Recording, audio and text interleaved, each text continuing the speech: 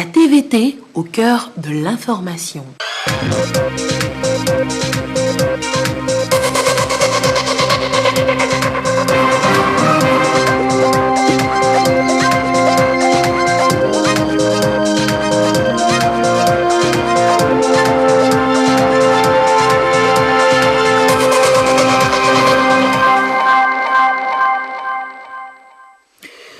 Merci de votre attention. L'actualité ce soir, ce débriefing à la primature, séance consacrée à la participation du Togo la semaine dernière à New York au forum de haut niveau sur les objectifs du développement durable. Elle a été présidée par le Premier ministre et entouré de sa délégation la semaine dernière à New York. Tout à savoir sur la diplomatie togolaise, le ministère des Affaires étrangères, de la coopération et de l'intégration africaine.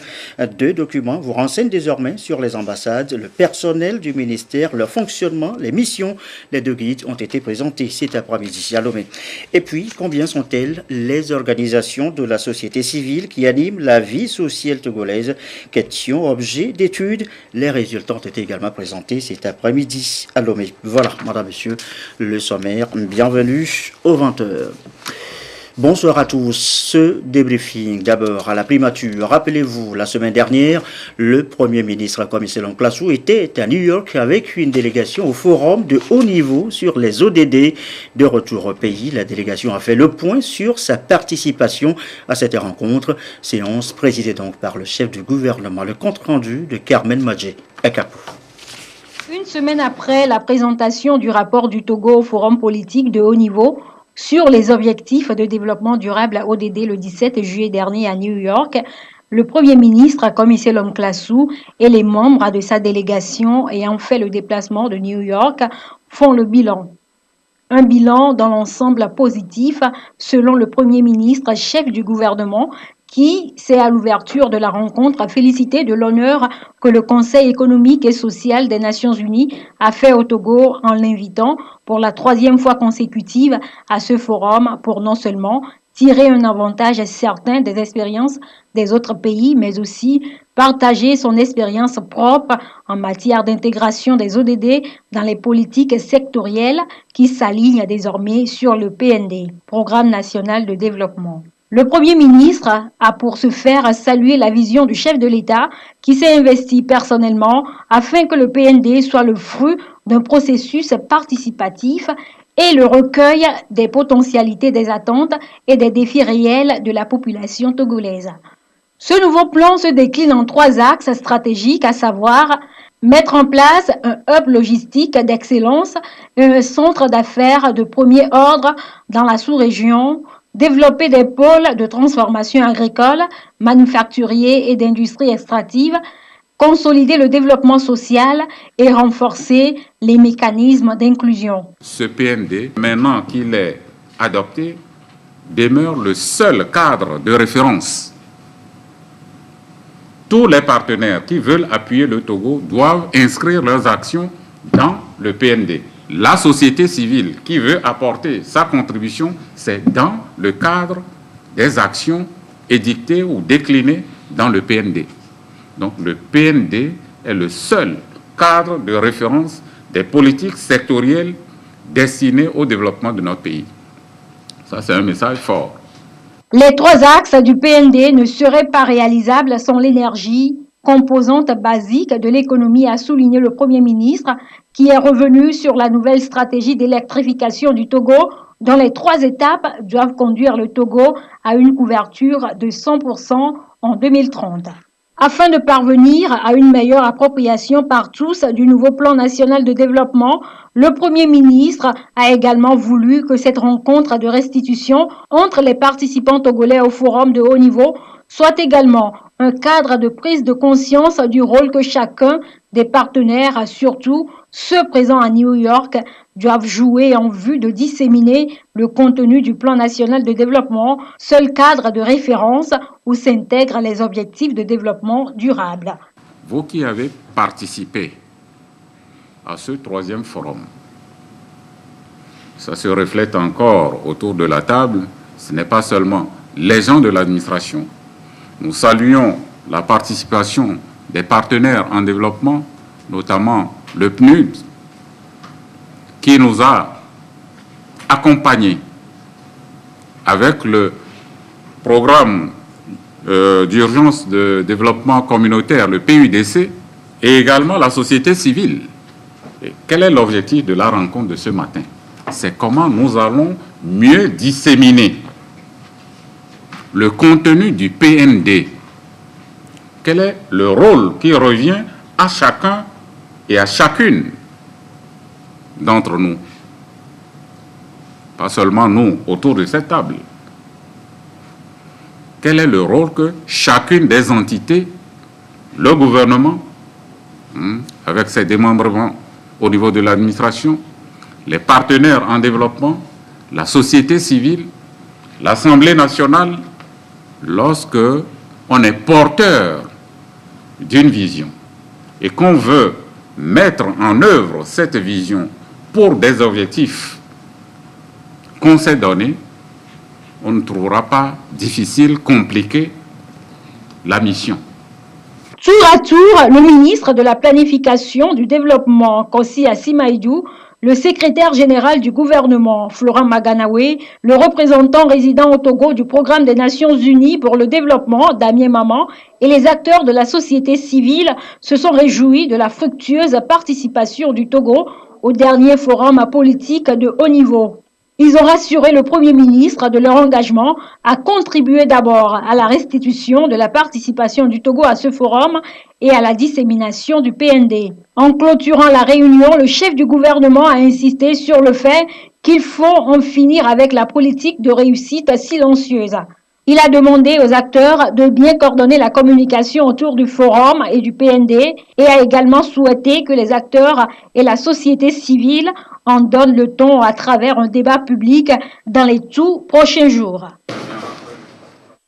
Et déjà dans la matinée, le Premier ministre recevait la nouvelle représentante résidente de la Banque mondiale au Togo, Awa Cissé. Eh bien, c'est son nom. Elle a été présentée au chef du gouvernement par le directeur des opérations, Pierre Laporte. Elle et son cahier de charges pour les 3 prochaines années au Togo. Les précisions au micro de Carmen Madjé à Capou. J'ai eu l'occasion de rencontrer le Premier ministre. C'était une visite de courtoisie. Comme vous le savez, je viens juste d'arriver au Togo pour ma nouvelle position de représentante résidente pour le Togo. Et je suis très contente d'être au Togo et de poursuivre le bon travail qui est déjà en cours. Le portefeuille de projets financé par la banque s'est beaucoup agrandi au cours des dernières années. Mon objectif est de continuer dans ce sens-là. Et c'est ce que j'ai dit à son Excellence le Premier ministre, que je reste disponible pour renforcer ce dialogue avec le Togo afin que notre appui continue à apporter des bénéfices aux populations togolaises. Et il a montré qu'il est disponible à nous supporter dans ce sens-là. Je viens aussi à un moment où le Togo est en train de finaliser le programme national de développement. Et on va aussi revoir notre stratégie pays pour s'assurer que ça reste aligné par rapport au programme national de développement que le pays vient juste de finaliser. En plus de cela, comme vous le savez, le programme s'est beaucoup élargi ces derniers temps. Notamment, on vient d'approuver un nouveau projet d'appui au développement urbain de 30 millions. Ça, c'est un projet. On va continuer à travailler pour étendre aussi le portefeuille. Il y a l'appui budgétaire qui vient dans quelques mois. Ce sera de 40 millions. Et le Premier ministre nous a assuré de sa disponibilité à continuer à travailler avec nous et à nous appuyer dans ce sens-là. Un peu de repos et les voilà de retour à l'Assemblée nationale. Les députés ont regagné leur siège bleu ce mardi pour la 2e session extraordinaire de l'année. À l'agenda, une quinzaine de projets de loi à épulcher et à adopter. Le sujet est en préparation. Nous y reviendrons tout à l'heure. En savoir un peu plus sur la diplomatie togolaise, le ministère des Affaires étrangères, de la coopération et de l'intégration africaine, 2 guides sont désormais disponibles. L'un sur le bon fonctionnement des ambassades, les missions diplomatiques, l'autre sur la gestion du personnel, son recrutement au sein même du ministère. Les 2 documents ont été présentés cet après-midi. Rachel Aokou, Yves Agbevivi. Manuel de procédure à l'usage des missions diplomatiques togolaises et directive en matière de recrutement du personnel local des missions diplomatiques et consulaires togolaises. 2 documents pour réorganiser le ministère des Affaires étrangères. Ils parlent notamment des marques physiques d'une représentation diplomatique, les bonnes pratiques en matière de mission diplomatique, les tâches que doivent effectuer les diplomates, les qualités et compétences requises pour être diplomate et les différentes catégories de personnel. Voilà les deux documents qui ont fait l'objet de présentation ce 24 juillet 2018 au personnel de la représentation nationale des affaires étrangères. Les compétences évoluent et de même aussi le champ du travail des diplomates s'élargit.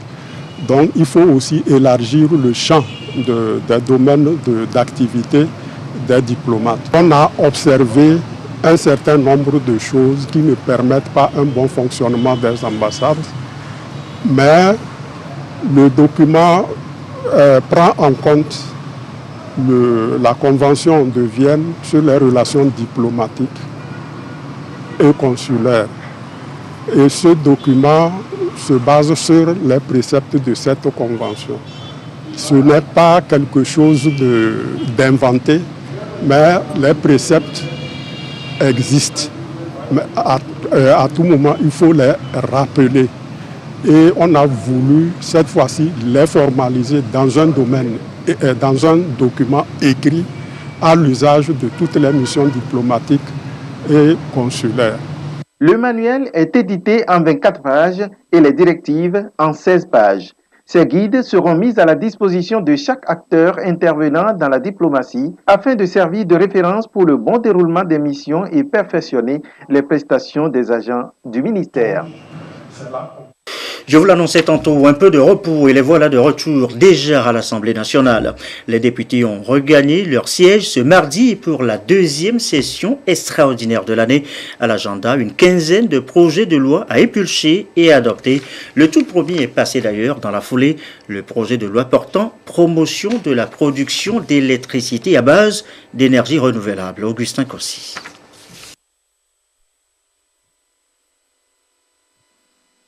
15 projets de loi sont inscrits à l'agenda de cette deuxième session extraordinaire de l'année 2018. Il s'agit des textes qui sont déjà en discussion dans les commissions et d'autres en attente d'être affectés aux commissions compétentes.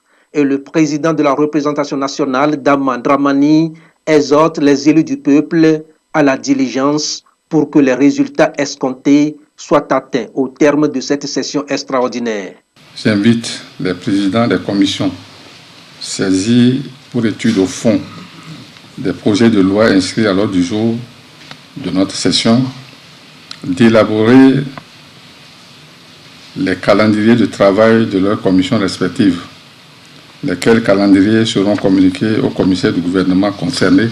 La clôture de la session extraordinaire, la présidente donc, sera fonction de l'avancement des travaux en commission. Toutefois, nous ne devons pas oublier qu'à partir du 20 août 2018, les pouvoirs et les prérogatives de la représentation nationale ne seront fondés que sur les dispositions conservatoires de l'article 52 alinéa 10 de la loi fondamentale qui organise la transition entre la législature sortante et celle qui sera issue des prochaines élections législatives. Évidemment, malgré qu'elle repose sur la Constitution, il faut souhaiter et espérer que cette période soit la plus courte possible, comptant sur la disponibilité de tous pour accélérer les travaux en commission. Je déclare ouverte la deuxième session extraordinaire de l'année 2018. La première séance va être consacrée à l'adoption de la loi relative à la promotion de la production de l'électricité à base des sources d'énergie renouvelable au Togo. Un texte de 59 articles organisé en 7 chapitres auxquels les députés ont donné à l'unanimité leur aval. Le Togo vient ainsi de mettre en place une politique axée sur le développement et l'usage des énergies renouvelables au moyen de la diversification des sources de production qui restent peu exploitées. L'hydraulique, le solaire, le biomasse ainsi que l'éolien. La présente loi fixe le cadre juridique général de réalisation des projets de production d'électricité à base des sources d'énergie renouvelables, soit pour l'autoconsommation, soit pour la commercialisation. Pour le gouvernement, ce vote est un réel motif de satisfaction et cette loi va servir d'outil pour passer de la théorie au pragmatisme, car il nous permet de disposer d'un instrument juridique fiable qui encadre la gestion du sous-secteur des énergies renouvelables au Togo et permettra de mettre en œuvre les différents axes de la stratégie d'électrification du pays lancée le 27 juin dernier. Le développement des énergies renouvelables suscite l'intérêt de tous les acteurs socio-économiques. Ainsi, la stratégie d'électrification de notre pays est basée sur le partenariat public-privé avec une part belle faite aux investisseurs privés nationaux. Le vote de ce jour ouvre donc des perspectives de soutien et d'accompagnement à la mise en œuvre de notre politique énergétique basée, entre autres, sur le développement des énergies renouvelables, notamment solaires et hydroélectriques, ainsi que la préservation de l'environnement, conformément au point 7 des objectifs de développement durable. Cet objectif préconise l'accès de tous à une énergie propre, de qualité, à un coût abordable et qui préserve l'environnement. L'accès de tous aux services d'énergie renouvelable moderne est donc un défi, mieux encore, un enjeu primordial pour renforcer la résilience des populations au changement climatique. Et on estime la production nationale à 40% de la consommation totale. Cette loi est donc un mécanisme incitatif à la mise en œuvre de la stratégie d'électrification du Togo pour sauvegarder l'environnement de façon durable. Et direction l'université de Lomé, le campus a vu justement lancer ce mardi le programme de développement des énergies renouvelables au Togo. Vous savez, c'est la priorité aujourd'hui pour l'accès à l'énergie pour tous.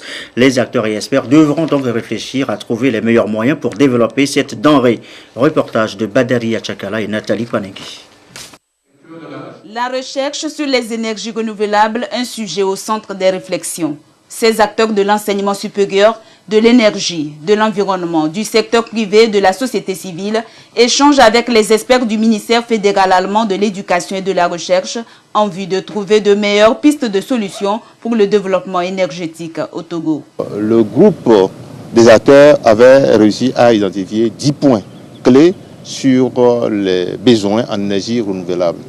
Par exemple, comment faire le transport de l'énergie renouvelable, le cadre institutionnel, le coût sur le marché. Aujourd'hui, les énergies renouvelables restent quand même chères. Comment faire pour que ces coûts soient abordables? Comment également faire en sorte qu'il y ait la formation? Cette rencontre marque le lancement officiel du programme de développement des énergies renouvelables au Togo. Un projet qui permettra de mettre en marche une véritable politique via un pôle énergie qui associe la recherche et le développement à un plan de formation accrédité. C'est la coopération entre le ministère allemand pour l'éducation et la recherche et l'université de Lomé et plus précisément Wascal.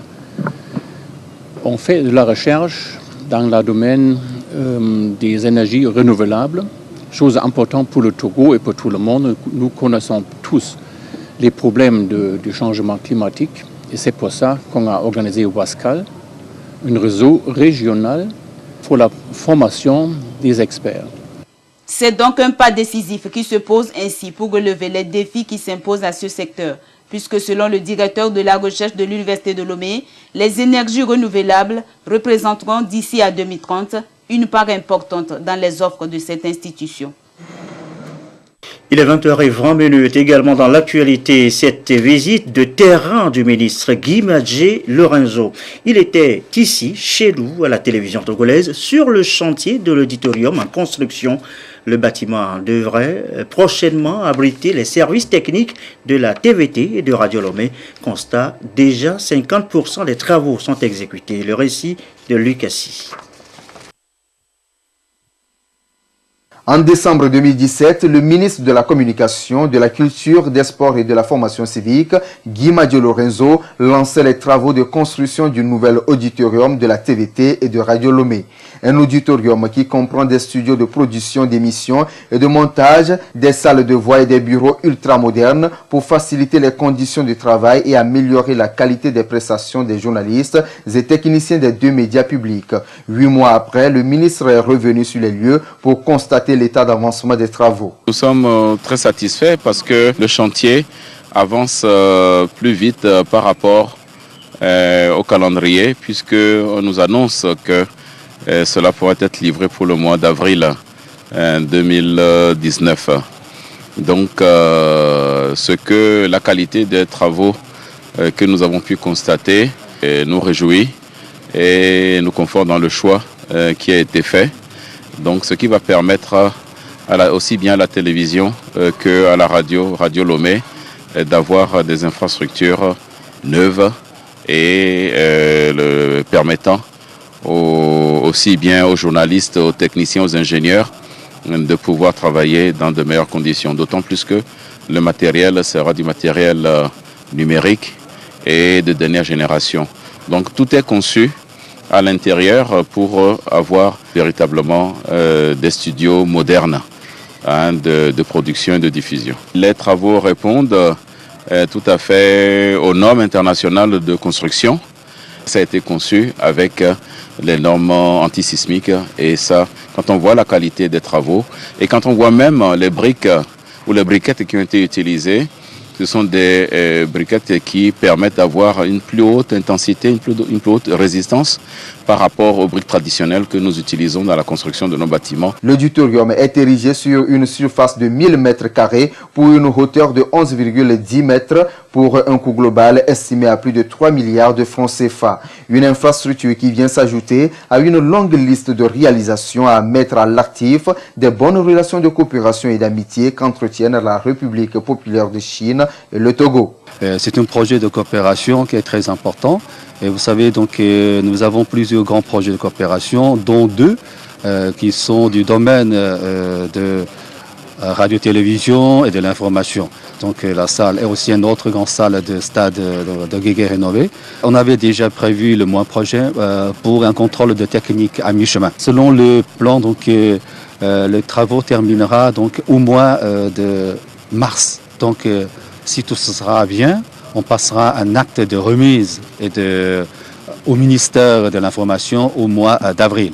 Donc jusqu'à maintenant, donc, nous avons bénéficié des appuis très solides de la part du ministère de l'Information, de la Culture et du Sport, et aussi des appuis du ministère chargé, proprement dit, des ministères des Infrastructures et des Transports.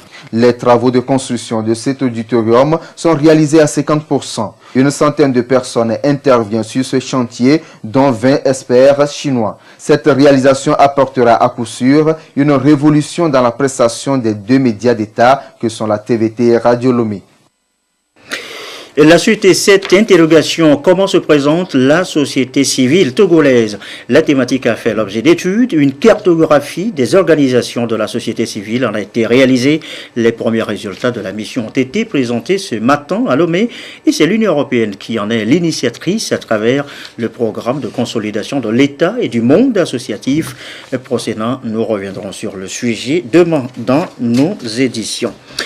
Demain s'ouvre la 138e réunion du conseil d'administration de l'ASECNA, Agence pour la sécurité de la navigation aérienne en Afrique et à Madagascar. À cette réunion se dérouleront plusieurs activités nécessaires à la vie de l'Agence de la sécurisation de la navigation aérienne. Dans le dossier à suivre que nous propose Yves Agwevivi, retour sur le contenu des activités qui se dérouleront dans moins de 24 heures. Et c'est également une lumière faite, un coup de projecteur sur cet organe qui se réunit demain, le conseil d'administration. Yves Agwevivi. À sa création le 12 décembre 1959, l'Agence pour la sécurité de la navigation aérienne en Afrique et à Madagascar, ASECNA, s'est très tôt dotée des instruments structurels pour une gestion transparente, durable et efficace. Ces instances statutaires sont à 2 niveaux de gestion. Le comité des ministres, instance suprême qui définit les orientations de politique générale, notamment la stratégie de la SECNA et s'assure de sa mise en œuvre. Le second organe, c'est le conseil d'administration qui se réunit 2 fois par an. Il est l'organe, le bras administrateur de l'agence et c'est cet organe qui tiendra sa 138e réunion demain à l'hôtel 2 février. Plusieurs sujets feront l'objet de cette rencontre à laquelle les rapports des commissions affiliées seront passés au peigne fin. Nous sommes à Lomé parce que c'est le ministre du Togo, votre ministre, qui va prendre la présidence du comité des ministres. Donc le conseil d'administration se réunit à Lomé en prélude au comité des ministres et donc reçoit le rapport de la commission de vérification des comptes afin de se prononcer sur l'approbation des comptes de l'exercice écoulé 2017. Et puis par ailleurs, nous allons entendre notre commission de vérification de la sécurité qui, elle, se prononce sur une série d'audits et sur la situation de la sécurité de la navigation aérienne dans le périmètre de la SECNA. Nous avons 2 dossiers qui sont importants et qui se présentent à nous pour la première fois depuis 7 ou 8 ans. Il s'agit de 2 projets d'emprunt, des emprunts auprès de banques de développement. C'est notamment l'Agence française de développement qui a été sollicitée, et puis auprès d'une banque commerciale de la place du groupe Atlantique Finance qui a également un gros projet de prêt à nous proposer, et ces prêts sont évidemment destinés à relancer nos programmes d'équipement et d'investissement. Le conseil d'administration administre l'agence avec l'assistance d'un directeur général nommé par le dit conseil après désignation par le conseil des ministres. Le conseil d'administration qui dispose de 2 commissions, celle de vérification des comptes et celle de la sécurité, a un mandat de 4 ans renouvelable une fois. À ce jour, la gestion du conseil d'administration est jugée efficace par les partenaires. Le tournant auquel vous assistez, c'est que la SECNA a retrouvé une crédibilité des programmes d'équipement et d'investissement qui ont été capables de séduire des banquiers, et ces banquiers, en confiance, vont pouvoir nous prêter de l'argent dont nous avons besoin pour accomplir ces programmes d'équipement et d'investissement. De la réunion de demain, qui sera suivie de la 62e réunion du comité des ministres, sortiront des décisions pour le renforcement de l'institution, entre autres, l'extension des infrastructures pour une sécurisation encore plus avancée de la navigation aérienne. Dans le reste de l'actualité, cette séance de formation a signalé celle du parti UNIR à l'endroit des membres de ses bureaux locaux. Ici, vous allez le voir, séance sur les idéaux et les principes du parti. Gérald Agoudou. Union pour la République forme ses membres de bureau au niveau local sur leur mission conformément aux tests fondamentaux qui régissent le fonctionnement du parti. Une nouvelle structuration territoriale qui s'inscrit dans le contexte de l'exécution des orientations définies à l'issue du congrès statutaire du parti UNIR tenu en octobre 2017 à Thiéviers. Ici à Vaughan, dans la préfecture de Vaud, les membres des structures préfectorales, communales, cantonales et de village ont été outillés sur leurs responsabilités et les idées du parti UNIR, Union pour la République. Après le lancement des activités à Vaughan, les responsables du parti, conduits par Emmanuel Kodjo-Adé, vice-président région maritime du parti UNIR, se sont rendus à Dreport-Centre, toujours dans la préfecture de Vaud, pour le même exercice à l'endroit d'une dizaine de cantons de la localité. Militants que nous sommes, nous avons besoin d'être au parfum, des statuts de notre parti et puis des idéaux du parti. Nous devons normalement être outillés pour pouvoir assumer notre rôle de militant, notre rôle de responsable local. Pour cela, il nécessite donc une formation. Nous informer sur les actions du gouvernement, et c'est avec ces actions du gouvernement-là que nous pouvons alors rencontrer les populations pour leur montrer que, eh bien, unir à travers le gouvernement ce souci de leurs besoins, ce souci de leurs problèmes, ce souci de leur mieux-être. Les participants sont appelés à partager les acquis de cette rencontre avec les différents compartiments du parti, notamment les militants des mouvements de jeunes UNIR, de femmes UNIR et de sages UNIR. Le vice-président UNIR, région maritime, Emmanuel Kodjo-Adedje, a invité la population à la culture de l'inclusion et de la paix pour un développement harmonieux du pays et à rester mobilisé aux côtés du chef de l'État fort Issodina Gnassingbé pour construire un Togo uni, paisible et prospère. Et quant au parti NET, le nouvel engagement togolais, il était en tournée d'information et de sensibilisation. Les préfectures Haro, Ogou constituent ce soir les escales. Le récit de Sylvain Raboudjou. Le nouvel engagement togolais net à la rencontre des populations du Togo profond pour leur expliquer l'évolution de l'actualité sociopolitique du pays. Caminant dans l'Est Mono. Ici, cette formation politique, conduite par son président, Djeri Tama, a éclairé les populations sur des sujets de l'heure en vue de leur engagement et mobilisation dans les actions politiques. Cette séance d'information et de sensibilisation a également permis au NET de donner la parole aux populations, comme ici à Badin et Moritan, toujours en milieu IFE, afin de les écouter pour mieux prendre en compte leurs préoccupations diverses. Et la mobilisation que nous avons observée démontre en réalité la soif d'abord d'information de la part de nos populations de l'intérieur du pays et puis bien entendu la force de changement, la soif d'écouter notre discours, un discours plus proche de leur réalité, un discours plus proche du terrain. Et je pense que c'est cette démonstration qu'on a faite sur les 2 jours de tournée. Nous sommes très satisfaits, surtout de la réception que les populations ont faite de notre message. Notre message il est très simple, il faut qu'on change. Après l'Est Mono, Cap Suihao, notamment Beignon et Rodokwe. Cette tournée entreprise par le NET ambitionne aussi de présenter les bureaux cantonaux du parti aux populations à la base. Et dans chaque zone où il est passé, le message est resté le même. Nous avons mis au parfum des informations par rapport à l'évolution politique. Et nous avons mis la puce à l'oreille parce qu'il y aura des élections bientôt. Donc comment s'y prendre? Quels sont les choix et des choses qu'il faut faire pour que les choses avancent? Plusieurs localités du pays vont être sillonnées par le NET dans le contexte de sa tournée d'information et de sensibilisation entamée dans les plateaux. Prochaine étape, Amlamé et Amoblo. Après, s'en suivra l'étape de Kara et de ses environs. Et pour finir ce soir, c'était samedi dernier, un grand jour pour le canton de Davier dans le Zion. Son chef canton, Togui Théodore Douglassis, a été intronisé dans une adhésion populaire manifestée par les différents villages et autorités civiles et traditionnelles de la préfecture. Image commentée ici par Tabita Essi Akapou. Les populations de Davier connaissent désormais leur chef. Togui Théodore Douglassis devient le garant des us et coutumes du canton de Davier assommé dans la préfecture de Zion.